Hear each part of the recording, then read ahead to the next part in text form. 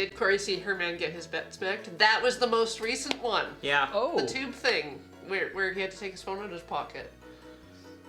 That was your man. Really? Yeah, he Yeah. crashed the bus Punished. right, like 10 minutes before our shift started. Oh, great. And so I was over there when that was happening. I see. That's why we're Dice Tube. Which I don't... What's the reference? They were putting dice down the tube when the crash happened. Oh. Oh. And he just kind of like drifted away from his responsibilities Yeah. for like 30 seconds. Yeah. I mean, it's amazing, as somebody who doesn't drive, like, Uh-huh. I don't drive a car, it does really illustrate, like, how, we talk about, people, like, messing with their radio or doing whatever, how easily, like, in this incredibly simplistic simulation, that even in this situation, Yeah. like, you don't pay attention for a surprisingly short amount of time, and disaster strikes. Yeah, you're off the road. But in a real car, obviously, it's an even it's a whole bunch bigger. But it sort of did kind of illustrate to me the idea of like that if you just try and paying attention. How little not paying attention is needed for something very bad to happen. But also like how easy it is to just be distracted for a few seconds. Yep. Because you're like, oh, something's happening. I have to process this. And you're like, I'm no longer watching the road. Yeah. Yeah. Yeah. Though I have a lot fewer random dance parties in my car. You know all the music in your car. And dice Yeah.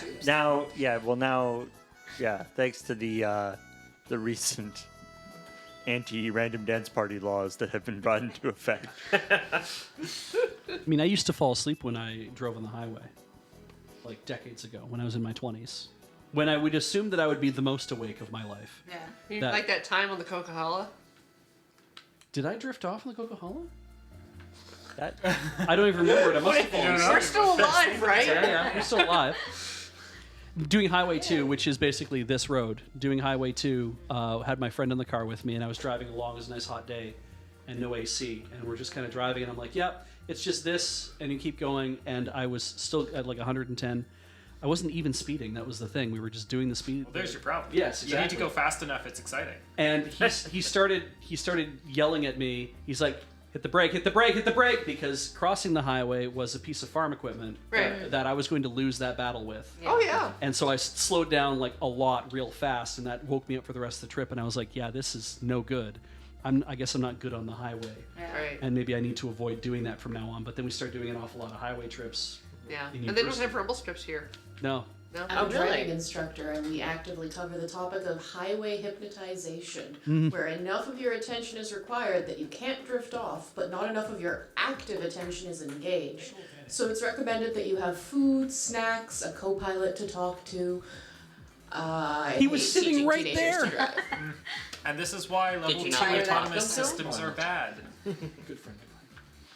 Yeah. I don't, like, this whole self-driving thing is just, I'm like, oh man, like, the computer will just go to sleep. Well, if the self-driving thing requires that the human is paying enough attention to be able to fix any problem that comes up, Yep. Yeah. It's kind of then pointless. making the human have to do less things, right, is a Yeah. bad idea. Yeah, suddenly, literally all driving environments become a highway situation where you're not actively engaged, so you won't pay attention. Yep. Yeah. So yeah, what happened, I guess, as I got older too, is like now I wasn't doing that anymore. Driving a lot, doing a lot of the highway things, driving 16-hour, with very few breaks. Those were fun. But you have lots of people in the car. There's constant chatter. There's all sorts of stuff going on. To stop for the bathroom or whatever. And on the rare occasions when it's like I'm feeling tired, just driving by myself or with Heather in the car, I'll just be like, I'm tired, I gotta sleep. She's like, okay. So we pull over to the side, and I just put my chair back and sleep for 10 minutes. I'm like, wake me up in 10 minutes if I don't wake up on my own. I'll wake up on my own, like, let's go. And that was it. I just enough to snap me out of, my brain's like, you're tired, you should sleep for 8 hours. I'm like, I'm tired, I'll sleep for 10 minutes. It's like, fair. Okay. Good enough. You fooled me. Called my bluff. Yeah. Yeah. And people will be like, well, why don't you get Heather to drive? Ha! She has a driver's license. She's insured on the vehicle. She knows how to drive. She would prefer not to. Yeah. And that is completely fair. That's like Colin and me. Yeah? Yeah. They'd much rather just drive themselves and everything. They just usually like music real loud and everything, and sometimes I think even like the air conditioner turn to cold Oh. to kind of keep you like more aware.